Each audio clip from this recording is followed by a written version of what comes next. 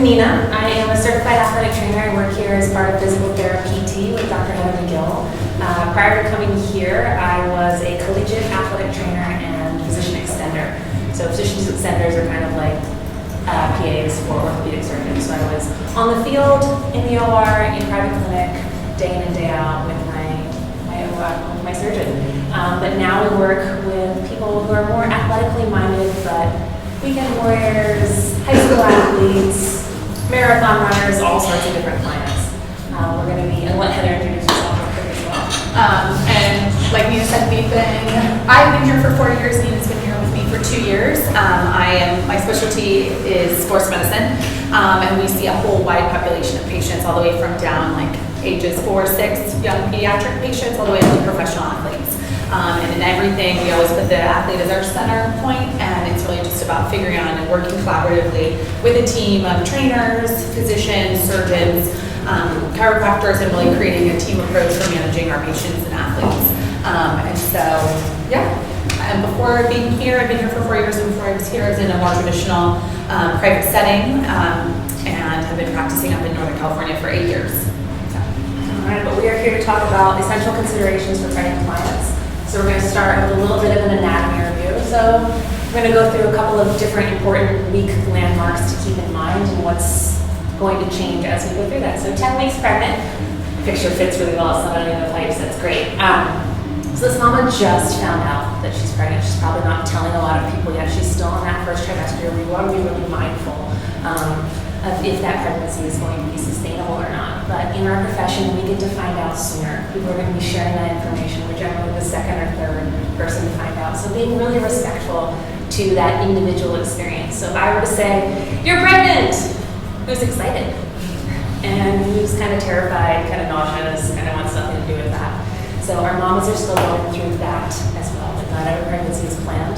Being really conscious of not imposing your thoughts or feelings on pregnancy on this mom who's probably still sorting out how she feels about it. She might have some reservations around fitness. So in this first phase, there's really a lot of confirmed data because we're not supposed to do research on pregnant women. That's kind of discouraged. So 1 in 4 pregnancies ends in miscarriage. And just being mindful that she's hearing a lot of noise right now on what she can do, what she can't do, what she shouldn't do, from her bus driver, from her mom, from her girlfriends, from her yoga teacher on what's okay and what's not okay. And we want to really promote the individual experience, what she's comfortable doing, supporting her, rather than giving more noise to this. First trimester fetal development. So if we're looking at the actual structure here, little tiny bean right there in the middle, we're not seeing a lot of displacement of respiratory organs, digestive organs, or organs of elimination at this point. But don't let that small size fool you. 80% of what's happening, all that development is happening in this first trimester. Everything else from there is just getting bigger. So this mom's gonna feel really, really tired. She's growing eyeballs.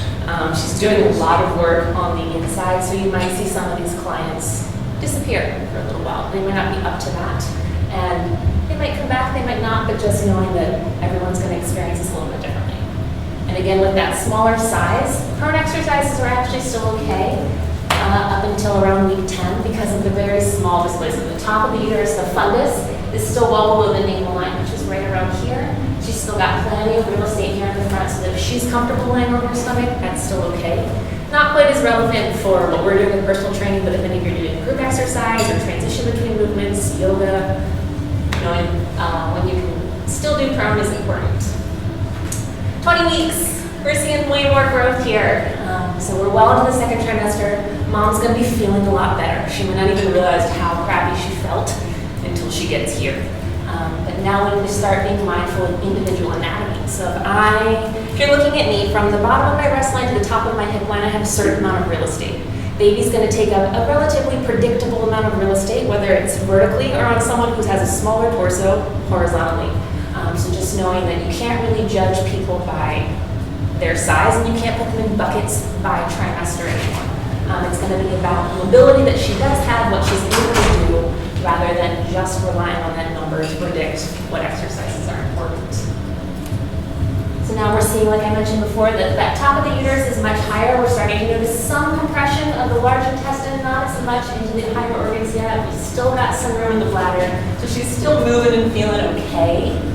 But we are going to start to notice some postural changes, how that's impacting the curvature of the spine and what it's doing to the core musculature, which Heather's going to dive into for us in a little bit.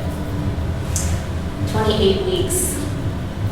So mom's really starting to feel some decreased mobility at this point. For our group exercise instructors and for our yoga instructors, you're going to start noticing that you're modifying around 50% of your exercises.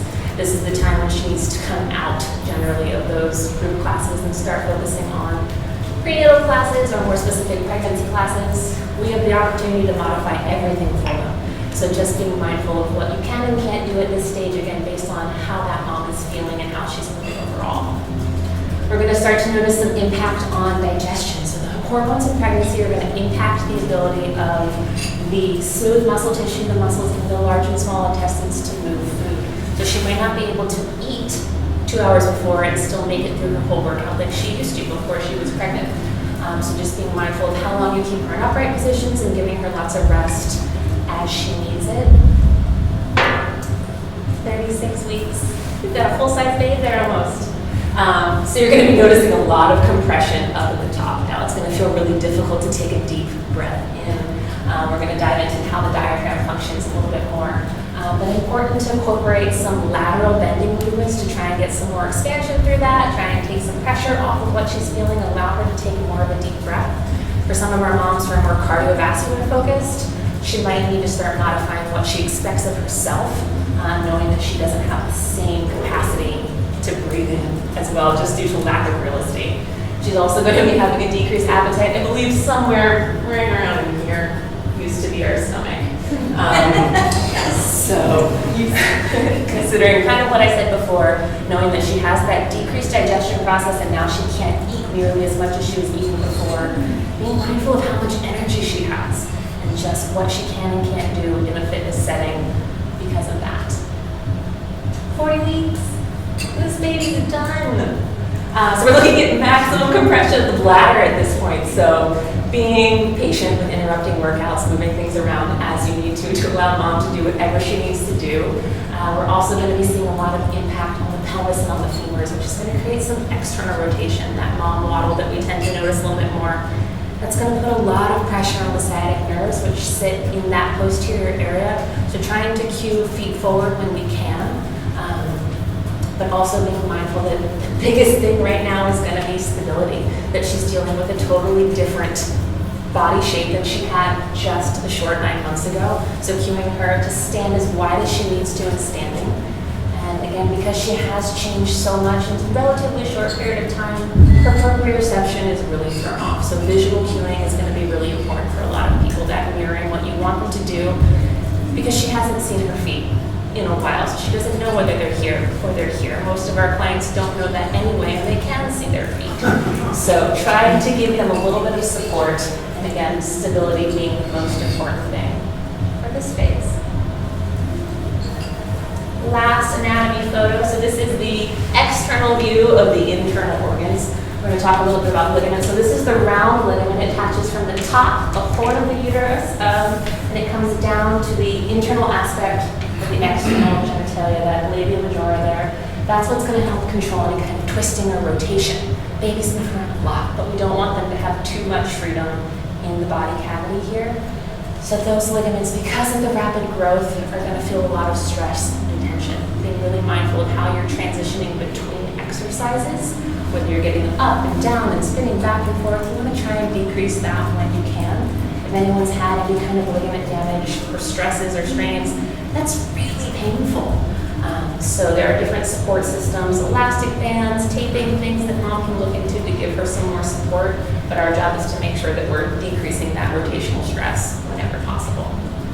And the uterosacral ligament, this big guy in the back, attaches, as you would guess, from the uterus to the sacrum, which is going to be really important, again, in controlling how that uterus is moving, but also its impact on how the spine is moving as well. 50% of pregnant women suffer from back pain. It's 4 times higher than their non-pregnant peers. And so what can we do in a fitness space to help give them some more stability and to decrease that experience for them. And so kind of building on that baseline anatomy, what we want to look for is, because of the changes in the belly and how their spine is impacted through the different stages of pregnancy, two of the major things that is not only we see clinically and you guys will see in the fitness space is how the thoracic spine starts to increase its kyphosis, or there's even more rounding in their upper back, paired with an additional amount of increased lordosis in their lower back. And that combination is primarily related to the development of the belly and the development of increased breast tissue. So oftentimes what they've done with some recent evidence is they've tracked the changes in when they're actually happening, and what we see is oftentimes there's more of a change in the upper spine or the thoracic kyphosis earlier in the pregnancy, and then as the belly continues to grow, the pelvis shifts even more, and we'll see that change in the pelvic angle. So highlighting first initially, and even you can see with these three moms, because of their height difference, you're going to see how and you can extrapolate if you were to have them flip around, you look at their posterior, how you would see that increase in the upper spinal curvature as well as the lower lumbar curvature. And because of the height differential and what Nina talked about in terms of the real estate and where the baby can fit into that abdominal cavity, we're going to look and see some pelvises will shift even more anteriorly as their center of gravity changes with the baby's growth. And with that change is going to come some increase in tension of holding on in the back musculature, as well as over lengthening of the abdominal musculature in the front. One of the biggest things as a clinician I usually try and cue is to avoid excessive extension. Although they may want to try and go into that extension, they don't need any more lengthening through their interior abdominal wall. It's already well lengthened, and we'll talk in more detail about one of the things that we see clinically with that. And then, in addition, just looking at this and using these pictures as a framework, the diaphragm is going to be impacted.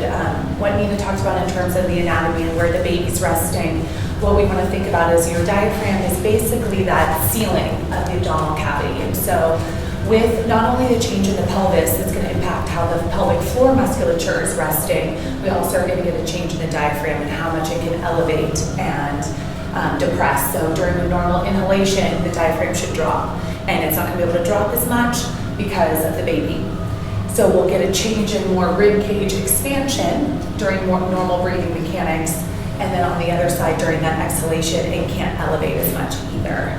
Did you have? Yeah, so should we cue them for posture to have like a regular posture, even though that might be more uncomfortable or difficult because like of the weight that they're carrying? I think cueing them to be aware of where it is, and if they can, we're gonna go through just a basic postural reset exercise that they can do at the wall that kind of gives them awareness to how much they're sinking into some of these patterns. Okay. And so developing that awareness, I think, is great.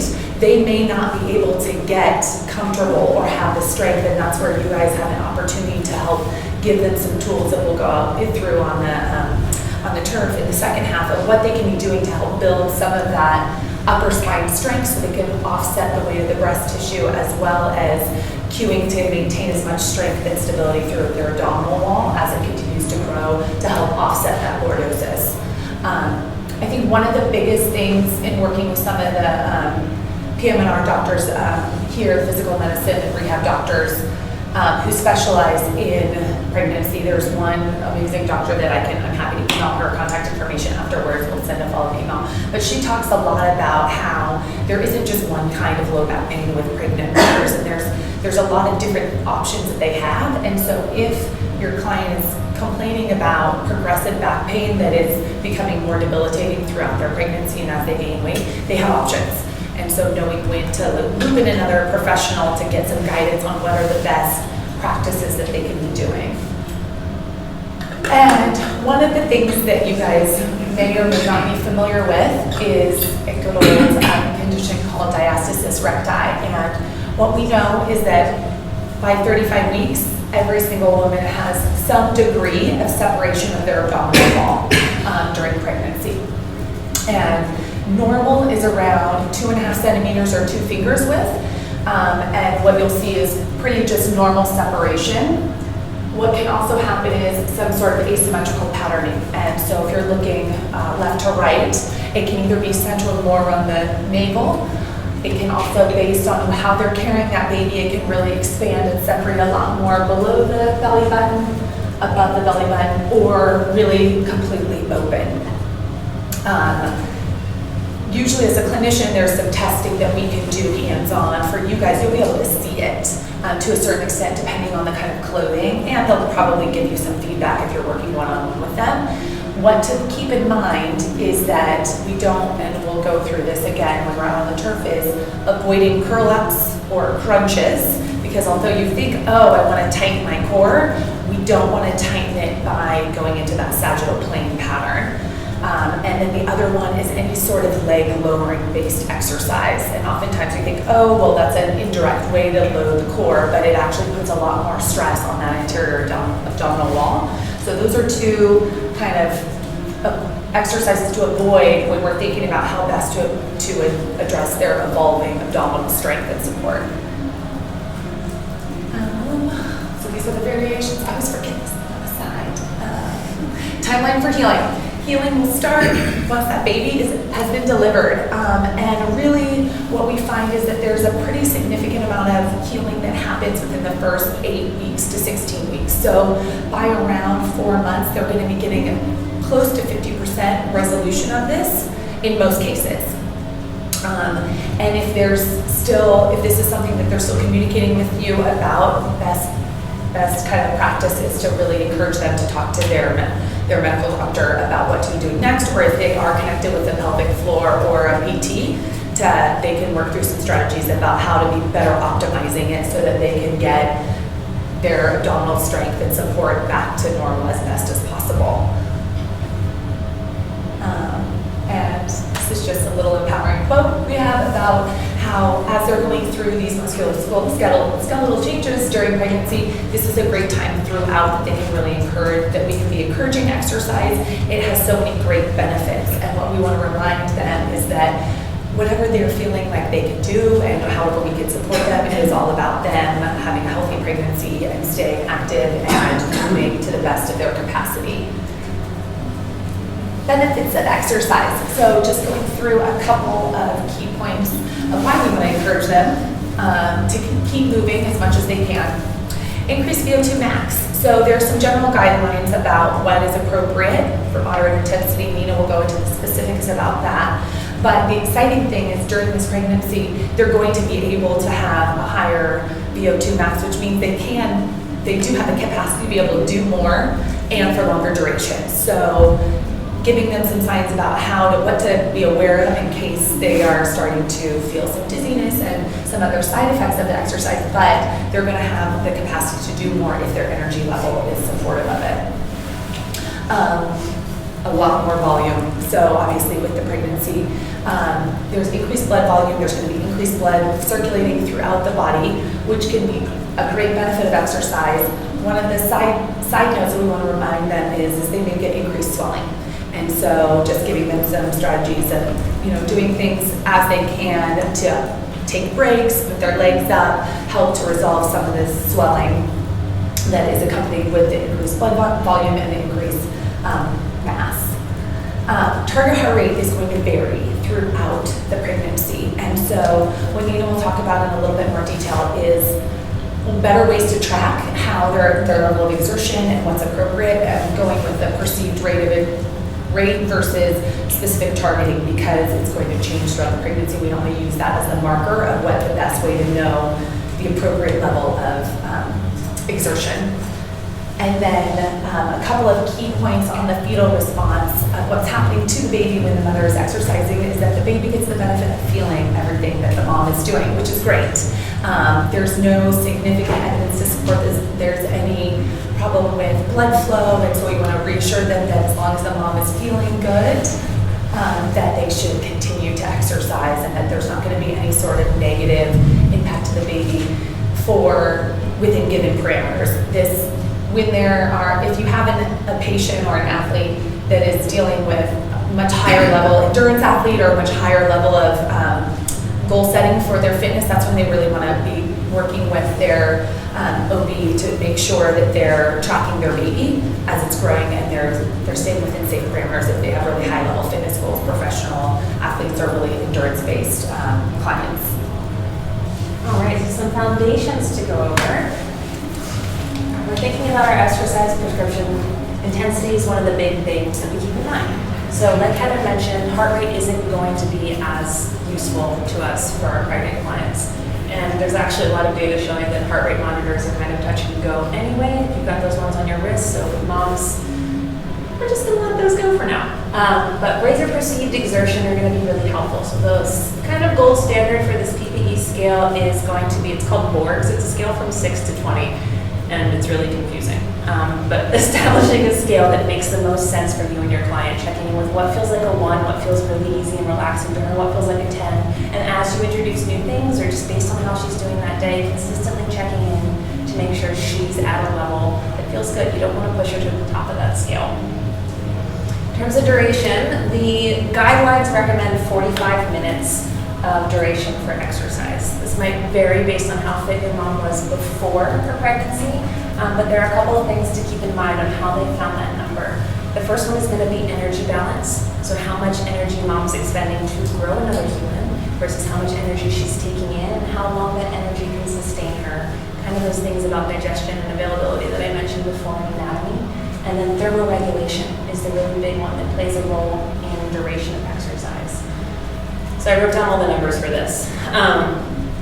In non-pregnant women, the core body temperature is expected to raise about 1.5 degrees Celsius or 2.7 degrees Fahrenheit in that first 30 minutes of moderate to intense exercise. Keeping in mind that fetal temperature is around 1 degree Celsius or just around 2 degrees Fahrenheit higher than mom's body temperature at all times. In animal studies, we've seen that if the core body temperature of the mother goes over 1.5 degrees higher in Celsius, that it can be linked to birth defects. Like I hinted before, we don't study pregnant women, but we have observed in cases of hyperthermia in that first 60 days, that gestational period, that if the mother's body temperature goes past 102.2, it's linked to some profound birth defects there as well. So we really want to make sure that all of our moms have plenty of opportunity to hydrate, that they're in well air-conditioned and controlled temperature environments. This isn't the time for outdoor summertime boot camps. That's just bad. And just making sure that she has the opportunity to take a break, staying within that perceived exertion that she feels comfortable with. Jason, did you have anything? No. Okay. And then changing how we're expecting these women to move through, adjusting their goals throughout pregnancy. Then, typically with our progressions, with our normal clientele, we're looking at getting faster, stronger, more of everything, but now knowing that everything is going to be focused on quality of life. That we're going to look at some regressions in terms of our movement patterns, but hopefully maintaining that high quality of life or even improving their experience as they go through that whole pregnancy. Any questions about thermoregulation? I know I threw out a bunch of numbers there. Okay. So some contraindications and when to refer. First, I want to talk about how important communication is going to be, particularly with this set of clients. That you want to make sure that you're holding space so they feel comfortable talking to you about totally different things than you might have been talking about in your previous sessions. That a lot of things are going to be changing, and there's a lot of things that you want to be mindful of on how you're going to modify your plan for that day based on how they're feeling at the beginning, in the middle, or at the end of their session, or how they're feeling that week. Also making sure that they're comfortable with their primary care team. They have a doctor or a midwife or a doula or some kind of support that they feel confident in, that that's going to be their biggest resource throughout this whole period of change. And you're going to have to rely on that team as well. So just have a conversation, make sure that everyone's happy there. So I've got 2 columns of things here. This first column is going to be some more yellow flags. So shortness of breath before exercise, dizziness, headache, chest pain, and muscle weakness. These are things that we pay attention to in all of our clients, but they're going to mean slightly different things with our pregnant women. So just circling back to when was the last time they ate, how much sleep did they get, things like that, where dizziness means a lot more than it does with our non-pregnant client. This side over here, these are the scarier things. I know I talked about open communication. You don't want to lead in with, are you leaking amniotic fluid today? But just making sure that you've got a great dialogue and that you're holding space space for them to bring up things like this that they might not know what's going on, but you guys all need to be aware of what's happening there. And then second page of contraindications here. These are things that we want to be mindful with all of our populations. That if any of your pregnant moms come in with any of these things, it's even more important than with our normal populations that they speak to their primary care team prior to engaging in any exercise programs. Because now there are two lives, not just one, that the safety depends on here. All right.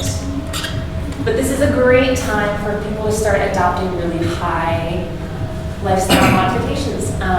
They've got the best motivation in the world. They are about to have a baby. So that if your clients have any kind of motivational issues, this could be a huge shift for them. And really taking advantage of that from a fitness perspective on supporting them. So we're talking about some goals throughout pregnancy and then after pregnancy, prenatal goals. Core and pelvic floor strengthening, that's going to be the big take-home point for this entire population. The core and the pelvic floor are going to support them throughout their pregnancy. They're going to help decrease some of that back irritation that Heather was talking about. They're going to be doing a lot of the work in the delivery process. And then the more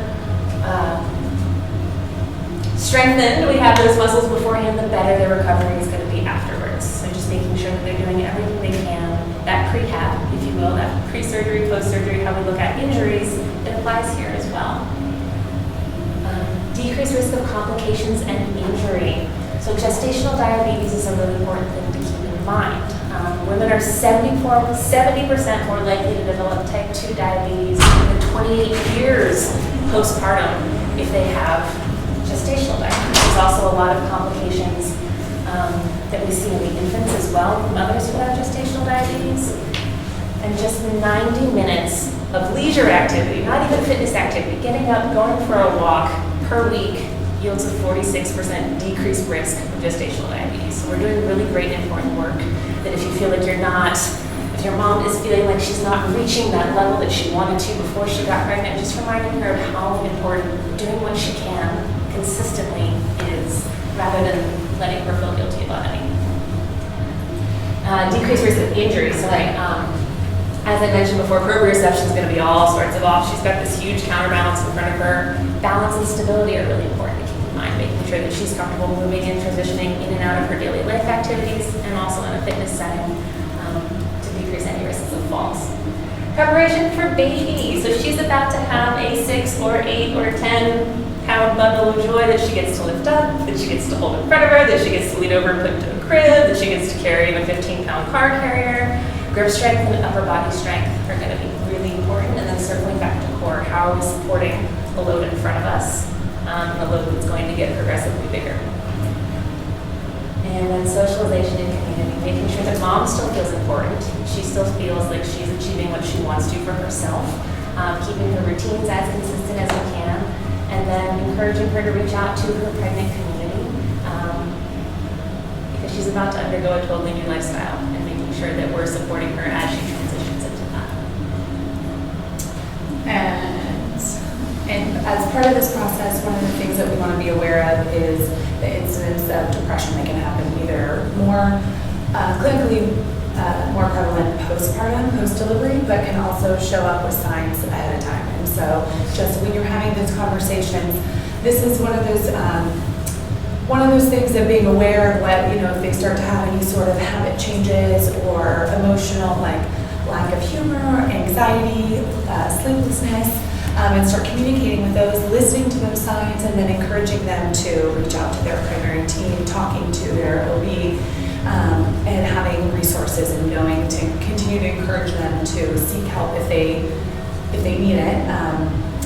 In addition to the anticipatory changes of the social level, the body changing and evolving, there's just a lot. You're taking care of a baby and a new life, and so a lot of those factors can play a role in this.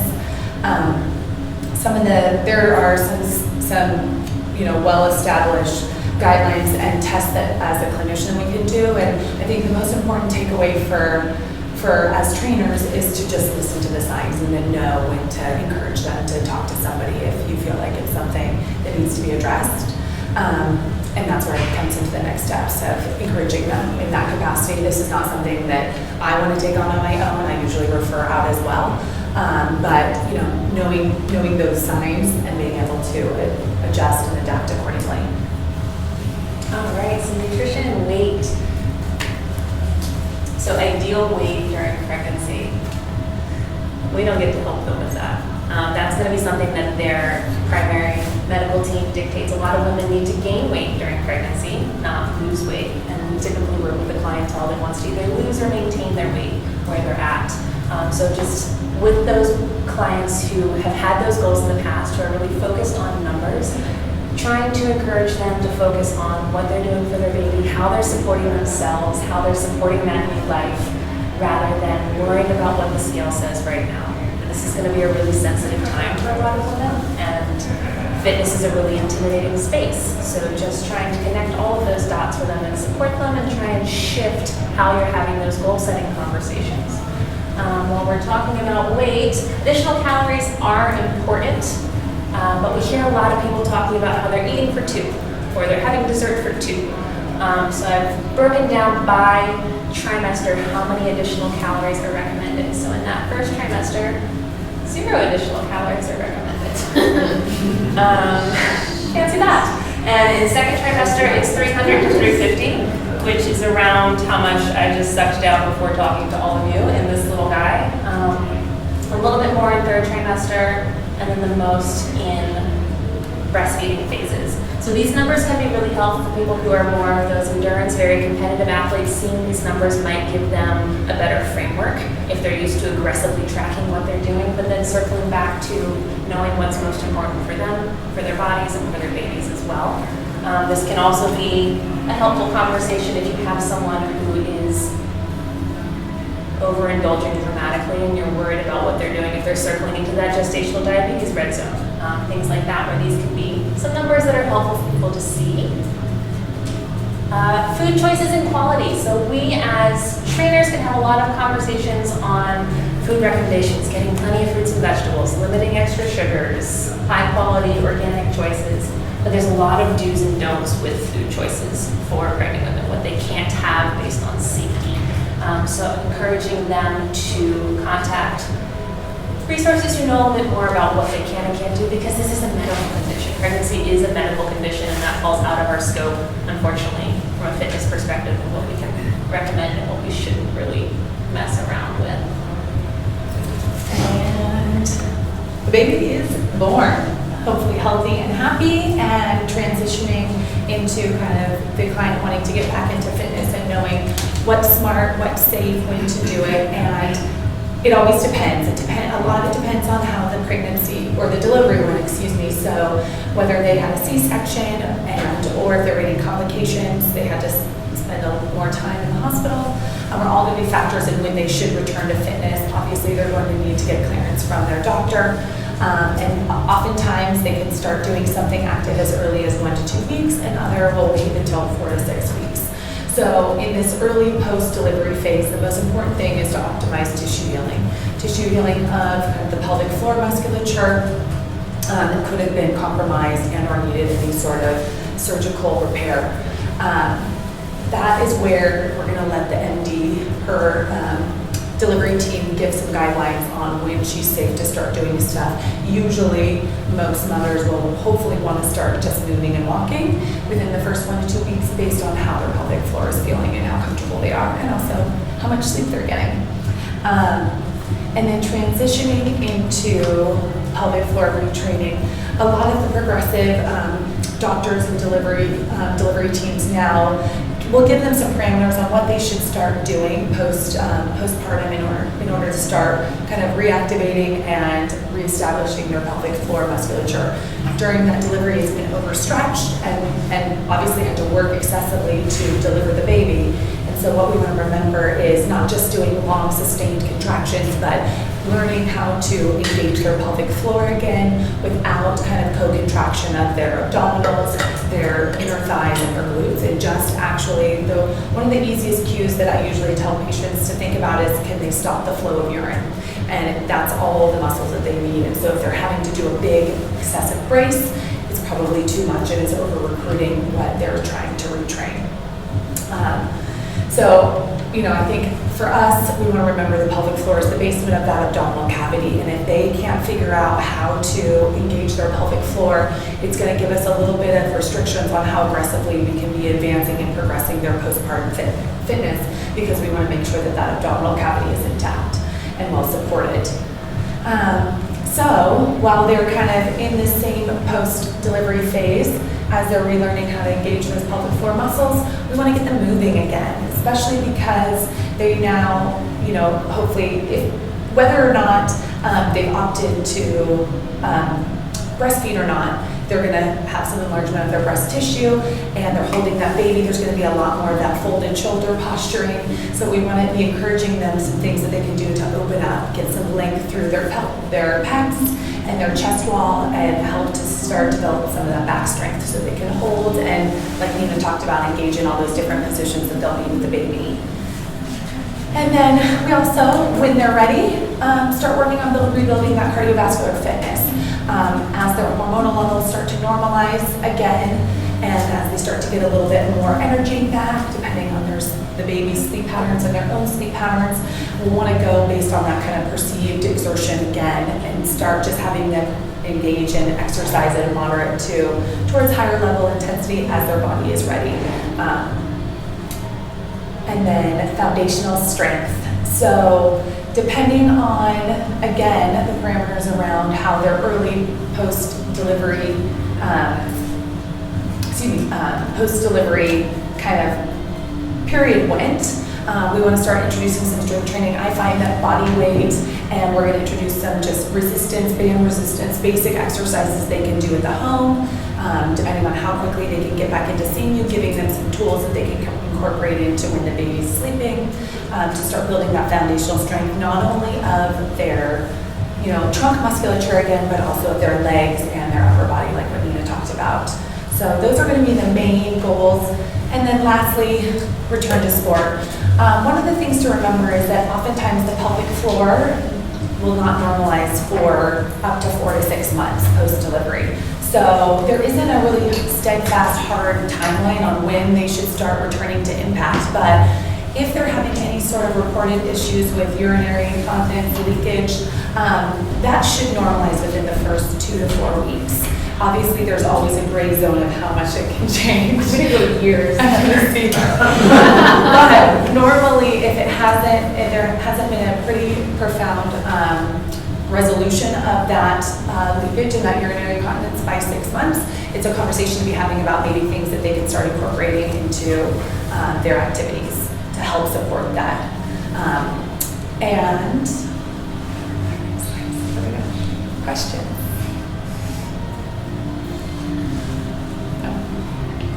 Okay, so we're going to go out on the turf and kind of go through. We have kind of a circuit of mobility exercises that we're going to do that we'll kind of teach you guys. Just suggestions, and like we talked about, there's going to be progressions and regressions.